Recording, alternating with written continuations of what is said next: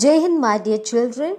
In the last two English grammar classes, we have discussed verb tenses, present tense and past tense. Through this video, we are going to discuss a future tense and its forms. In English, the future is expressed in two ways, with the tense made with the auxiliaries shall and will, and with going to construction. Examine the following sentences. I shall meet him if I have time. They will be here in a couple of hours.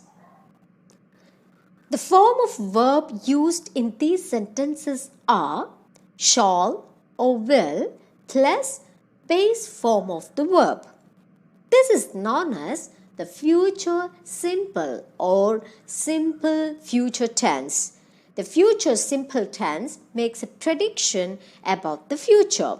It predicts that an action will take place at a later time. Now let's discuss pure future and colored future.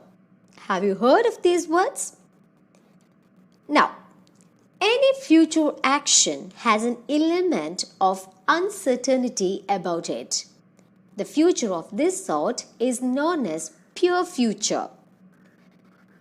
Listen, we use shall with the pronouns I and we. That is first person pronouns. And where we use will is used with you, they, he, she and it, second and third person pronouns.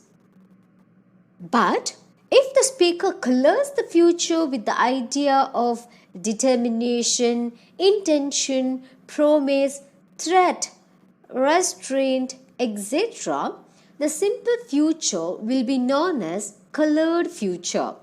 To express it, we have to use will with I and we and shall with the other two persons, second and third person, you, they, he, she, it.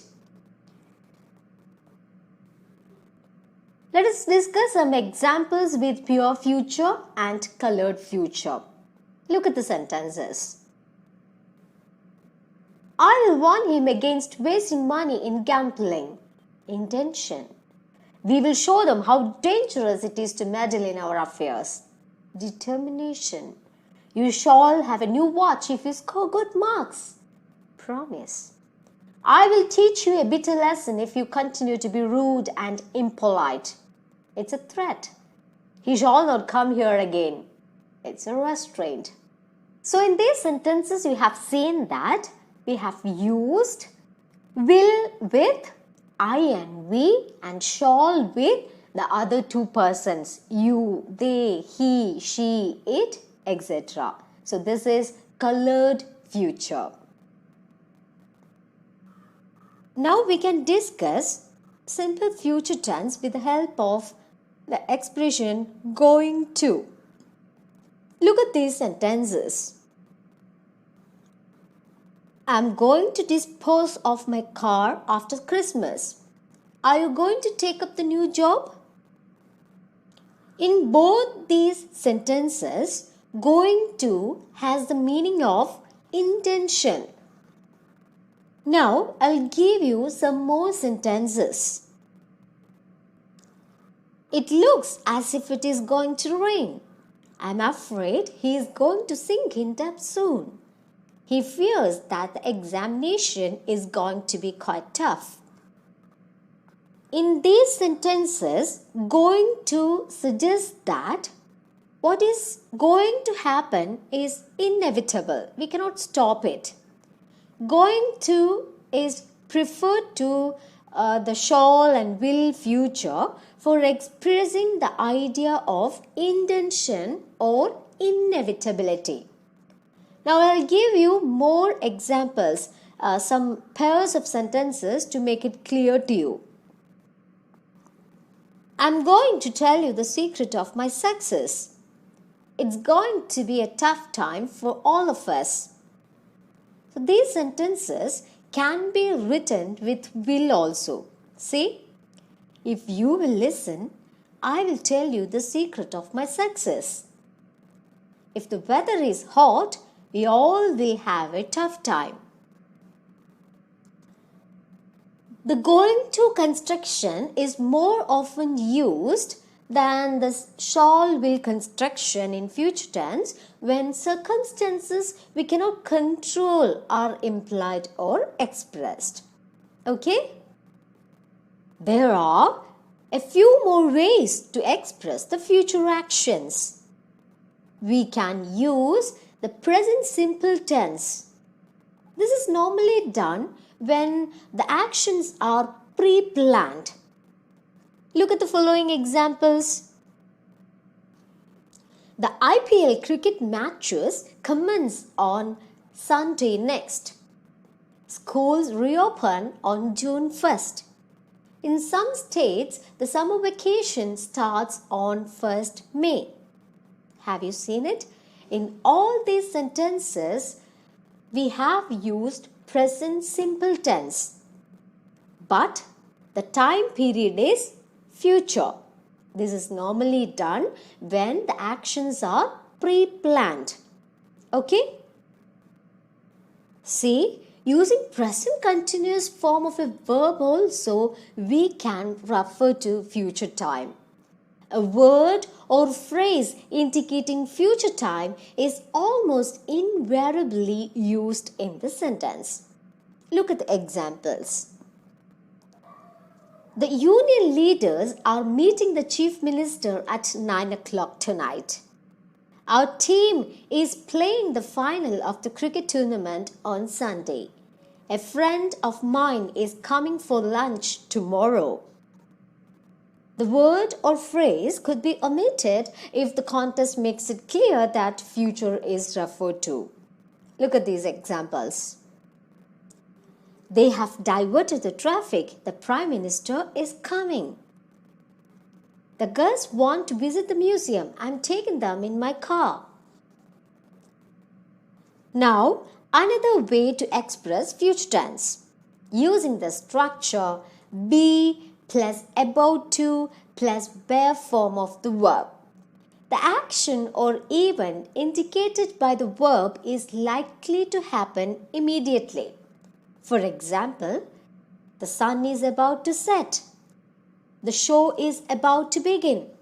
So these sentences show the future time, but it is written with be plus about to plus bare form.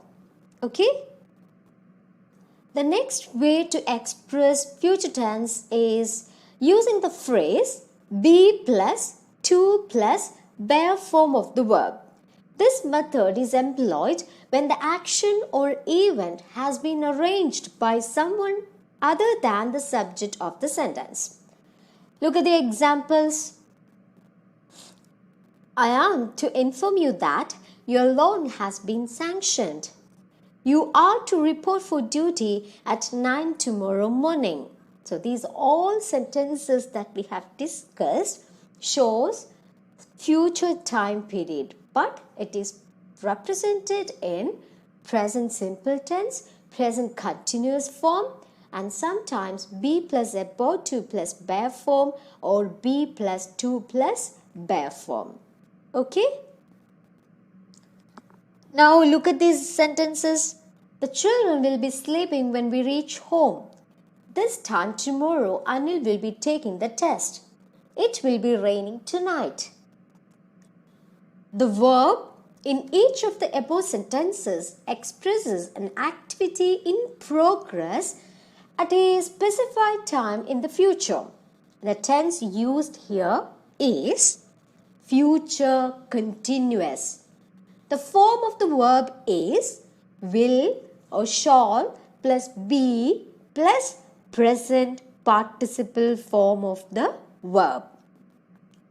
For example, will be reading, shall be reading, will be waiting, shall be waiting, etc. Now, examine the following sentences. We will be visiting Kashmir during the summer holidays. He will be staying with us when he joins the medical college.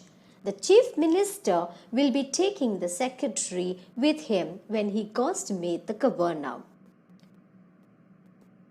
The action referred to in each case is part of a planned, anticipated course of events. Okay, not intended but planned, anticipated course of events. Now we can move on to future perfect tense. Look at these sentences. By the end of this month, we shall have finished our project. By June next, he will have published his second novel. I shall have read all the novels of Dickens by the end of this year. The tense used here is future perfect. It tells us that a certain action will be completed by a certain future date. And the form used is will or shall plus have plus past participle form of the main verb. For example, will have waited, shall have waited, will have done, shall have done. Now, examine the following sentence. You will have heard about my transfer to Chennai on promotion. Here, the future perfect form of the verb is used to express a past supposition. Understood? Now the last part of verb tenses, future perfect continuous tense. The form of this particular tense is will or shall plus have been plus present participle. For example, will have been reading, shall have been reading. When I give you examples, it will be clear to you. By Christmas, I shall have been working in this office for 10 years. This tense tells us how long an action will be in progress at a given future. This particular tense, the future perfect continuous tense, is seldom used, rarely. Dear children, that's all regarding future tense and its forms. Hope you have understood all the tenses very well.